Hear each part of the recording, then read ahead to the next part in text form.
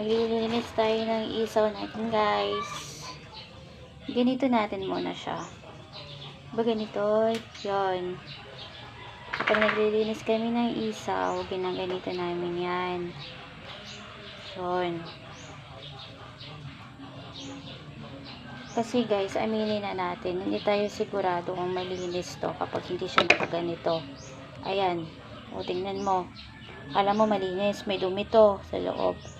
Yun o. Oh, may dumi.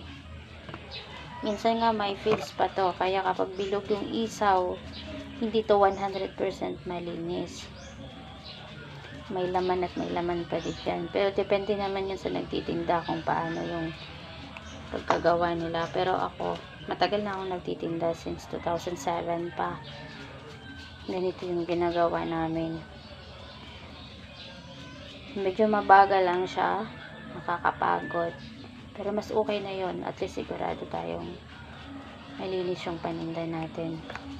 5 pesos lang din to guys, yung binta namin dito. Mabilis lang naman to, tig 2 kilo tong nililinisan ko araw-araw, pero araw-araw naman siyang ubos. Kaya okay lang naman, sulit yung pagod mo. Lalo na pag nauubos siya. Madali lang siya linisan eh.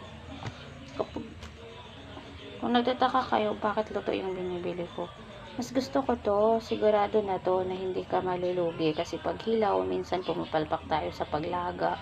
Hindi tayo sigurado kung maganda yung pagkalaga natin. Kaya ito, sigurado na to kasi laga na, linisan mo na lang talaga siya. Kaya ito yung binibili ko araw-araw. Hanggat may nabibili akong ganito, hindi na ako bumibili ng fresh siya. Kasi kapag fresh kasi maano siya, malinisan mo naman siya, pero hindi siya kagaya nito. Biyak-biyakin mo siya pa isa-isa. Tingnan mo kung gaano ka bagal yung proseso ng paglinis ng isaw. Tapos 5 pesos lang nitong binta namin. Kumikita ka naman talaga dito kasi 120 to 100 lang naman dito to. Depende sa bibilihan mo. Pero sa iba meron namang 130 to. Pero sa Maynila siguro sobrang mahal nito eh. Pag dito lang sa amin sa probinsya, hindi gaanong mahal. Pero yung baboy sobrang mahal din dito. Umaabot din ng 400 yung laman. Tagal kong tumigil sa pagbibideo guys, sobrang tagal. Tinatamad naman kasi ako minsan, tapos sobrang dami kong ginagawa. Kagaya nitong pagtitinda mo ng barbecue, ubos yung oras mo, halos wala kang panahon. Kahit nga paglinis ng bahay, hindi mo na magawa. Paglalaba, loka, hindi madali yung paghahanap buhay. Pero kailangan, kung saan ka kumikita, dun ka.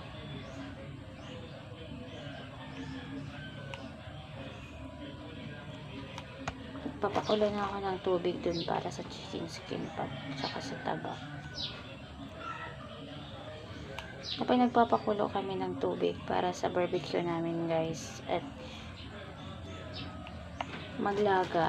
naglalagay kami ng dahon ng paminta, tsaka di kaya dahon ng tanglad para mabango siya, tsaka matanggal yung lansa, kaya hindi nila malalasahan.